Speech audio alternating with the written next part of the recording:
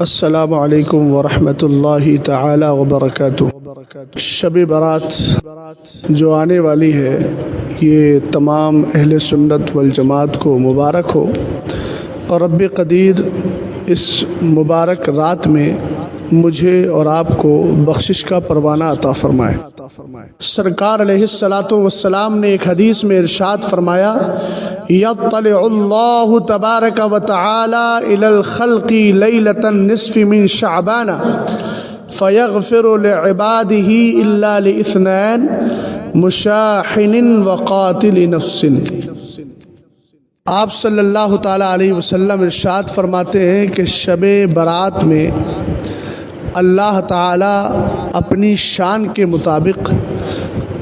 آسمان دنیا پر مخلوق کی جانب نزول اجلال فرماتا ہے، اور اس کے بعد اپنے بندوں کو بخشش کا پروانہ عطا فرماتا ہے، بخش دیا کرتا ہے، مگر دو بندے ایسے ہیں جو اس کی بخشش سے محروم رہتے ہیں۔ ایک ہے مشاہن، یعنی جو لوگوں سے بغض و حسد اور دل میں نفرت رکھتا ہو، اور لوگوں سے مراد اہل سنت والجماعت۔ رہا بدعقیدہ لوگوں سے نفرت کرنا، تو یہ تو حدیث پاک کا مزاج ہے، الحب فی اللہ والبغض فی اللہ۔ سنی سے العقیدہ سے محبت کی جائے اللہ کے لیے، اور بدعقیدہ سے نفرت کی جائے اللہ کے لیے۔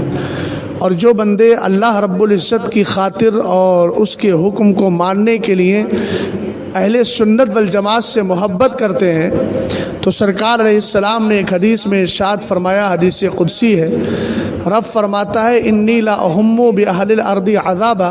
فاذا نظرت الی عمار بیوت والمتحابین فیہا والمستغفرین بالاسحار صرفت عنہم۔ اللہ تعالیٰ فرماتا ہے، میں دنیا والوں پر عذاب بھیجنا چاہتا ہوں، مگر جب میری نظر ان بندوں پہ پڑتی ہے جو میری مسجدوں کو آباد کرتے ہیں، اور ان پر پڑتی ہے جو میری خاطر ایک دوسرے سے محبت کیا کرتے ہیں، تو یہ وہی ہے جو مشاہن نہ ہو، بغض و کینہ رکھنے والا نہ ہو، بلکہ سنی سے پیار کرے، تو اپنے مصطفیٰ اور اپنے خدا کو راضی کرنے کے لیے تو یہ والمتحابین فیہا ہو جاتا ہے۔ اور فرمایا والمستغفرین بالاسحار، اور جو بندے رات کے اخیر حصے میں اللہ رب العزت سے بخشش مانگا کرتے ہیں، رب فرماتا ہے ان سب کی وجہ سے صرفت عنہم، میں پوری دنیا سے عذاب کو ہٹا دیتا ہوں۔ تو فرمایا مشاہن کو اللہ تعالیٰ بخشش نہیں دیتا، وقاتل نفس، اور ایک وہ جو کسی جان کو ناحق قتل کرے۔ تو ہمیں ایک دوسرے سے اتحاد، اتفاق اور محبت رکھنا چاہیے۔ دوسرا مسئلہ جو مجھ سے احباب پوچھتے ہیں وہ یہ کہ بدعقیدہ کہتا ہے یہ اس رات میں حلوہ بنایا جاتا ہے، یہ حلوہ بنانا بدعت ہے۔ پہلی بات تو یہ کہ حلوہ جو ہم بناتے ہیں اس رات میں، اس کے بہت سارے مقاصد میں ایک مقصد یہ ہوتا ہے کہ یہ رات عبادت کی رات ہے، تو بھاری غذا کھائیں گے تو نیند آ جائے گی، جس کی وجہ سے عبادت میں مشغولیت نہیں ہو پائے گی، تو ہلکی غذا بنا لیتے ہیں۔ اب یہی ہلکی غذا کیوں بناتے ہیں؟ تو اس پر ہمارے آقا علیہ الصلاۃ والسلام کی ایک حدیث موجود ہے، چونکہ اہل ایمان یہی چاہتے ہیں کہ جس میں سرکار کی خوشنودی، سرکار کی رضا ہو، اور جس چیز کو میرے نبی پسند کرتے ہوں ہم بھی اسی کو پسند کریں۔ چنانچہ حضرت عائشہ صدیقہ رضی اللہ تعالی عنہ فرماتی ہیں کہ آقا کریم علیہ السلام کی عادت مبارکہ تھی، کانا رسول اللہ صلی اللہ تعالی علیہ وسلم یحب الحلوہ، مصطفیٰ کریم علیہ الصلاۃ والسلام حلوہ پسند فرمایا کرتے تھے، یعنی سرور کائنات صلی اللہ تعالی علیہ وسلم کو میٹھی چیز پسند تھی۔ اور ایک حدیث ہے جس کو امام بیہقی نے شعب ایمان میں ذکر فرمایا ہے، الجامع لشعب الایمان۔ حضرت ابو امامہ باہلی رضی اللہ تعالیٰ عنہ اس حدیث کے راوی ہے کہ سرور کائنات، فخر موجودات، اصل کائنات، وجہ تخلیق کائنات صلی اللہ تعالیٰ علیہ وسلم ارشاد فرماتے ہیں، قلب المؤمن حلو یحب الحلاوہ، ایمان والے کا دل میٹھا ہوتا ہے اور وہ میٹھے کو پسند کیا کرتا ہے۔ تو تو یہ حلوہ چونکہ میٹھی چیز ہے، مصطفیٰ کریم علیہ الصلاۃ والسلام نے اس کو پسند فرمایا ہے، اس لیے سنی اس کو بنا لیا کرتے ہیں۔ اب مسئلہ یہ آتا ہے کہ ایک ہے لازم شرعی، ایک ہے لازم عرفی۔ اس کو یہ سمجھ لینا کہ یہ اس رات میں حلوہ بنانا شرعاً لازم ہے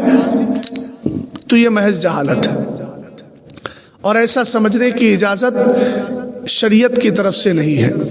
اعلیٰ حضرت رضی اللہ تعالیٰ عنہ فتاوی رضویہ شریف 23ویں جلد صفحہ 123 پر ارشاد فرماتے ہیں، یہ تخصیص عرفی ہے، لازم شرعی نہیں، یعنی عرف اور عوام نے اس کو خاص کر لیا ہے کہ اس دن حلوہ بناتے ہیں، لیکن یہ شرعاً لازم نہیں ہے۔ ہاں اگر کوئی جاہل اسے شرعاً لازم جانے کہ بے حلوے کے ثواب مردوں کو پہنچے گا ہی نہیں اور ایصال ثواب ہو ہی نہیں پائے گا تو وہ خطا پر ہے۔ لیکن اگر کسی انسان کی نیت میں خلوص ہے اور وہ اچھا اور عمدہ قسم کا حلوہ اس لیے بنا رہا ہے کہ فقراء اور مساکین پر تقسیم کرے،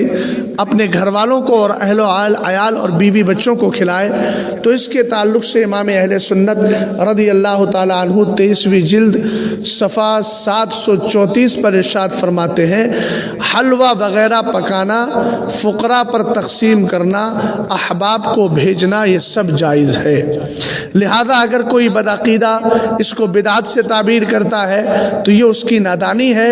اور یہ کہنا کہ اسی دن کو خاص کیوں کیا ہے تو یہ تخصیص عرفی ہے، اور تخصیص عرفی پر اعتراض نہیں ہوتا۔ ہاں تخصیص اگر عرفی نہ ہوتی بلکہ شرعی ہم مانتے تو ایسی صورت میں اعتراض کرنا یہ بجا ہوتا اور حق بنتا ہے۔ مجھے اور آپ کو اللہ رب العزت اس مبارک رات میں عبادات کی توفیق عطا فرمائے، اور بدعقیدہ کوئی اگر اس کو بدعت سے تعبیر کرتا ہے تو وہ یقیناً غلط ہے۔ ہم اس کو اگر تخصیص شرعی مانتے تو اعتراض بنتا، ہم اس کو تخصیص عرفی کہتے ہیں اور تخصیص عرفی پر اعتراض نہیں کیا جاتا۔ واللہ تعالی عالم بالصواب۔